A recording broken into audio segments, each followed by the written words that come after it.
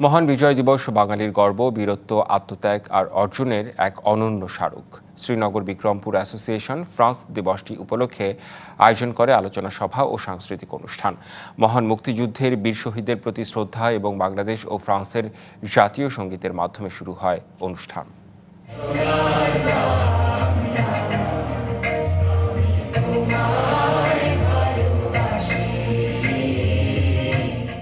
মহান মুক্তিযুদ্ধের চেতনা, ৩০ লাখ শহীদের আত্মত্যাগ, ২ লাখ মা বোনের সম্ভ্রম এবং বিজয়ের তাৎপর্য তুলে ধরা হয় আলোচনা সভায়।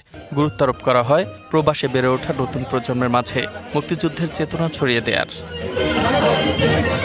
রুহুল আমিন আবদুল্লাহ সভাপতিত্বে এবং মাসুদ খান জিলেনের সঞ্চালনায় অনুষ্ঠানের শুরুতে স্বাগত বক্তব্য রাখেন রেজাউর রহমান বিপুল এবং হাওলাদার রিপন ইকবাল। প্রোগ্রামটা খুব ভালো হয়েছে, খুব ভালো লেগেছে। আশা করি এই ধরনের প্রোগ্রাম আরও হবে। আজকে আমরা একত্রিত হতে পেরে খুবই খুশি।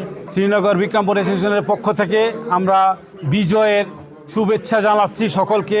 আমরা যাতে পরবর্তীতে আরো ভালোভাবে আরো সুন্দরভাবে এই আমাদের অ্যাসোসিয়েশনকে এগিয়ে নিয়ে যেতে পারি, এটা আমাদের মূল লক্ষ্য থাকবে।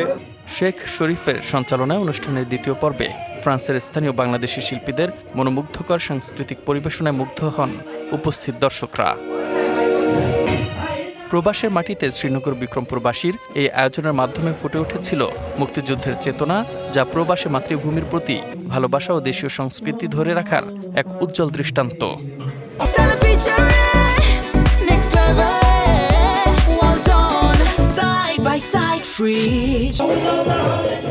সকলের স্বতঃস্ফূর্ত উপস্থিতিতে প্যারিসের পার্শ্ববর্তী লা কনর্ভের বিডি কমিউনিটি হল যেন পরিণত হয়েছিল ফ্রান্সে বসবাসরত শ্রীনগর বিক্রমপুরবাসীর এক আনন্দ ঘন মিলন মেলায়।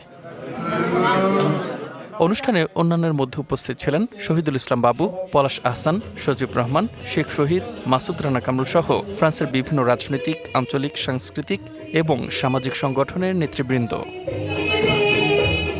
DBC news desk.